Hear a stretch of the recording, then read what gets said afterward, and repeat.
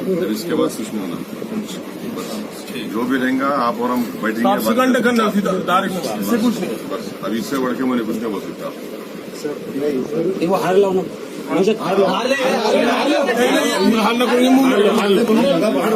ये क्या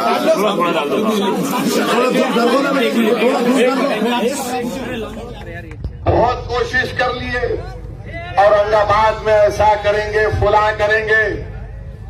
आज इस टाइस के ऊपर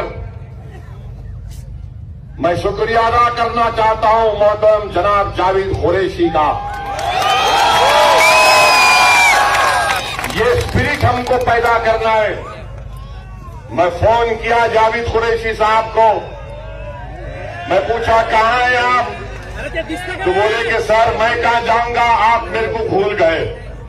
मैंने कहा नहीं भूला, तुम्हारी याद बहुत आ रही है, मैं तुम्हारे घर को आ रहा हूं। बोले सर मैं तैयार बैठा हूं।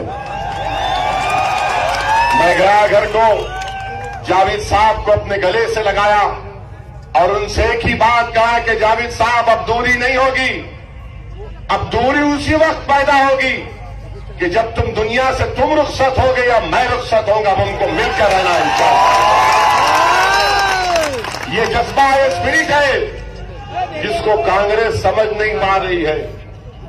और कांग्रेस बार बार ये बोलना कि वोट काटेंगे, बाड़ा साहब वोट काटेंगे, असदुद्दीन ओवैसी वोट काटेगा, इम्तियाज वोट काटेगा। अरे तुम क्या वोट काटने का नाम तुमको क्या जिंदगी में वही मिल गया?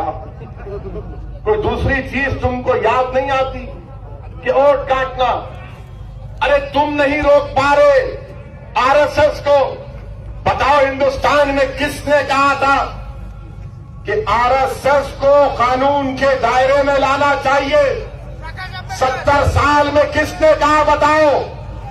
आरएसएस को कॉन्स्टिट्यूशन के दायरे में लाना चाहिए, किसने कहा? किसने कहा आरएसएस को कॉन्स्टिट्यूशन के दायरे में लाना चाहिए? किसने कहा? मुझे बताओ, जोर से बताओ, पुकार के बताओ ताकि मोदी को मालूम हो सके। किसने कहा? जोर से बोलो, और जोर से बोलो, दबा के बोलो, जम के बोलो, मिलकर बोलो, एक होकर बोलो।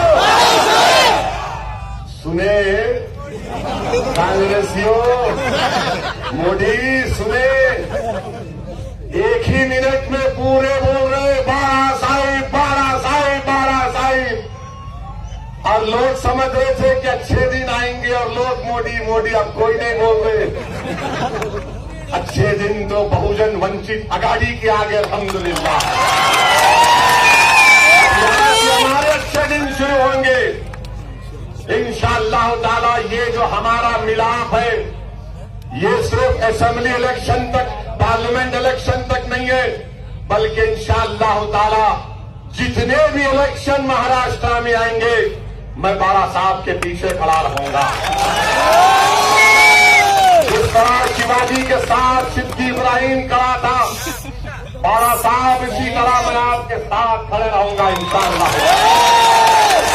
हमको इस समाज को बचाना है, इस समाज को उसका मुकाम दिलाना है, इस समाज में एक जोश पैदा करना है ताकि ये जो तमाम पार्टियां महाराष्ट्र में पॉलिटिकल पार्टी नहीं है, महाराष्ट्र में 50-60 खानदान है जो महाराष्ट्र के पॉलिटिक्स को कंट्रोल करते हैं।